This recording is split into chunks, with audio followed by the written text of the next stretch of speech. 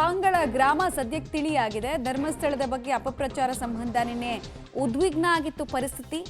ಪ್ರಕ್ಷುಬ್ಧವಾಗಿದ್ದ ಪಾಂಗಳದಲ್ಲಿ ಹೆಚ್ಚುವರಿ ಪೊಲೀಸರನ್ನ ನಿಯೋಜನೆ ಮಾಡಲಾಗಿದೆ.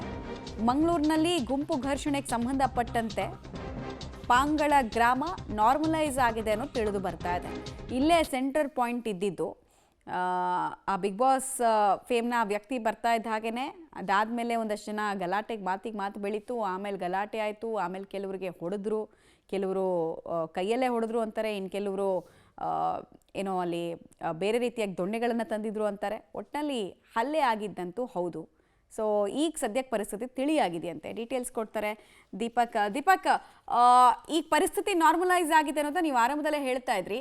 ಉಳಿದಂತೆ ಈಗ ಪ್ರಮುಖ ಪ್ರಶ್ನೆ ಇರೋದು ಈ ಸುಳ್ಳು ಸುದ್ದಿಗಳನ್ನು SIT ಇನ್ನೂ ಅಧಿಕೃತವಾಗಿ ಯಾವುದೇ ವಿಚಾರಗಳನ್ನು ಹೇಳದೇ ಇದ್ರು ಕೂಡ 15 ಶವ ಸಿಕ್ತು, 14 ಅಸ್ಥಿಪಂಜರ ಸಿಕ್ತು, ಮಹಿಳೆ ಸಿಕ್ತು ಅಂತೆಲ್ಲ ವಿಪರೀತವಾಗಿ ಅಪಪ್ರಚಾರ ಮಾಡುವಂತಹ ಕೆಲಸ ಆಗ್ತಾ ಇದೆ. ಜನರಿಗೆ ವಿಪರೀತ ಕನ್ಫ್ಯೂಷನ್ಸ್ ಇದೆ, ಯಾವ್ದು ಸತ್ಯ ಯಾವ್ದು ಸುಳ್ಳು ಅಂತ. ಸೊ ಅಪಪ್ರಚಾರ ಮಾಡ್ತಾ ಇರುವಂತಹ ಸೋಷಿಯಲ್ ಮೀಡಿಯಾ ಪ್ಲಾಟ್ಫಾರ್ಮ್ನಲ್ಲಿರುವಂತಹ ಯೂಟ್ಯೂಬರ್ಸನ್ನು ಕರೆದು ವಾರ್ನ್ ಮಾಡೋ ಸಾಧ್ಯತೆ ಇದೆಯಾ?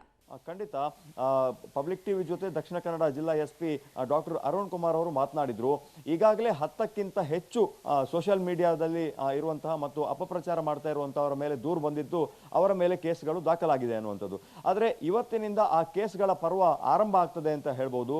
ಯಾಕಂದ್ರೆ ಈಗಾಗಲೇ ಒಂದು ಬಹಿರಂಗವಾದ ಪ್ರತಿಭಟನೆಗಳು ಮತ್ತು ಹೇಳಿಕೆಗಳು ಆರಂಭ ಆಗಿರುವಂಥದ್ದು. ಅದರ ಜೊತೆಗೆ ಪೊಲೀಸರು ಸ್ವಯಂ ಪ್ರೇರಿತವಾಗಿ ಕೂಡ ಕೇಸ್ಗಳನ್ನು ದಾಖಲಿಸಲಿಕ್ಕೆ ಮುಂದಾಗಿರುವಂಥದ್ದು.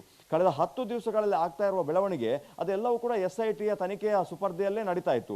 ಆದ್ರೆ ಈಗ ಅದು ದಕ್ಷಿಣ ಕನ್ನಡ ಜಿಲ್ಲಾ ಪೊಲೀಸರ ಅಂಗಳಕ್ಕೆ ಚೆಂಡು ಬಂದಿರೋದ್ರಿಂದ ಮತ್ತು ಈ ತರದ ಒಂದು ಘರ್ಷಣೆ ಆಗಿರುವಂಥದ್ದು, ಪಬ್ಲಿಕ್ ಪ್ಲೇಸ್ ನಲ್ಲಿ ನ್ಯೂಸೆನ್ಸ್ ಕ್ರಿಯೇಟ್ ಮಾಡಿರುವಂಥದ್ದು, ಅಥವಾ ಆಸ್ಪತ್ರೆಯಲ್ಲಿ ಸಾವಿರಾರು ಜನ ಸೇರ್ಕೊಂಡು ಅಲ್ಲಿ ಒಂದು ಜಮಾವಣೆಗೊಂಡು ಪ್ರತಿಭಟನೆ ಮಾಡಿರುವಂಥದ್ದು, ಈ ಎಲ್ಲ ಕೇಸುಗಳು ಒಂದಾದ್ರ ಮೇಲೆ ಒಂದು ದಾಖಲಾಗ್ಲಿಕ್ಕಿದೆ.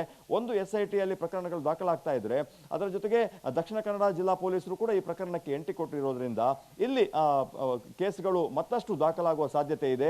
ಅದರ ಜೊತೆಗೆ SITಗೆ ರಕ್ಷಣೆ ಕೊಡಬೇಕು, ಧರ್ಮಸ್ಥಳ ಗ್ರಾಮಕ್ಕೂ ಕೂಡ ರಕ್ಷಣೆ ಕೊಡಬೇಕು ಅನ್ನುವಂತಹ ಹಿನ್ನೆಲೆಯಲ್ಲಿ ಈಗಾಗಲೇ 3 KSRPಗಳನ್ನು ಹೊರ ಜಿಲ್ಲೆಗಳಿಂದ ತರಿಸಲಾಗಿದೆ. ಅದರ ಜೊತೆಗೆ KSRTCಯ ಪ್ರೊಟೆಸ್ಟ್ನ ಸಂದರ್ಭದಲ್ಲೂ ಬಂದ KSRP ಮತ್ತು ಈ FSL ಟೀಮ್ಗೆ ಮತ್ತು ಈ ಮುಸುಕುದಾರಿಗೆ ಕೊಡುವಂತಹ DIR ತಂಡ, ಹಾಗಾಗಿ ಹೆಚ್ಚುವರಿ ಪೊಲೀಸರನ್ನ ಈಗಾಗಲೇ ಧರ್ಮಸ್ಥಳ ಗ್ರಾಮಕ್ಕೆ ಮತ್ತು ಬೆಳ್ತಂಗಡಿಯ ಉಜಿರೆಯ ಭಾಗದಲ್ಲಿ ನಿಯೋಜನೆ ಮಾಡಿರುವಂಥದ್ದು. ಕಾನೂನು ಸುವ್ಯವಸ್ಥೆಯನ್ನು ಕಾಪಾಡಬೇಕು ಅನ್ನುವಂತಹ ಕರೆಯನ್ನ ಕೂಡ ಕೊಟ್ಟಿದ್ದಾರೆ. ಮತ್ತು ಸೋಷಿಯಲ್ ಮೀಡಿಯಾಗಳಲ್ಲಿ ಯಾರ್ಯಾರು ತೇಜೋವಧೆಯನ್ನು ಮಾಡ್ತಾರೆ, ಸಾಕ್ಷಿ ಸಮೇತ ಪೊಲೀಸ್ ಠಾಣೆಗಳಿಗೆ, ಆಯಾಯ ಪೊಲೀಸ್ ಠಾಣೆಗಳಿಗೆ ಬನ್ನಿ, FIR ದಾಖಲಿಸಿ ಅನ್ನುವಂತಹ ಒಂದು ಕರೆಯನ್ನು ಕೂಡ SP ಅವರು ಕೊಟ್ಟಿರುವಂತದ್ದು. ಮಮತಾ, ಆಲ್ ರೈಟ್, ಧನ್ಯವಾದ ತಮ್ಮೆಲ್ಲ ಮಾಹಿತಿಗಾಗಿ ದೀಪಕ್ ಜೈನ್. ಓಕೆ, ಸೊ ಗಮನಿಸ್ತಾ ಇದ್ರಿ, ಸಾಕ್ಷಿ ಸಮೇತ ವಿಡಿಯೋಗಳಿದ್ರೆ, ಅಪಪ್ರಚಾರದ ವಿಡಿಯೋಗಳಿದ್ರೆ ಬನ್ನಿ ಕಂಪ್ಲೇಂಟ್ ಕೊಡಿ, ಕೇಸ್ ತಗೊಳ್ತೀವಿ ಅಂತ SP ಸಾಹೇಬರು ಹೇಳಿದಾರಂತೆ. ಇವತ್ತು ಕೇಸ್ಗಳ ಪರ್ವ ಶುರುವಾಗಬಹುದು ಅನ್ನೋ ಲೆಕ್ಕಾಚಾರ ಇದೆ.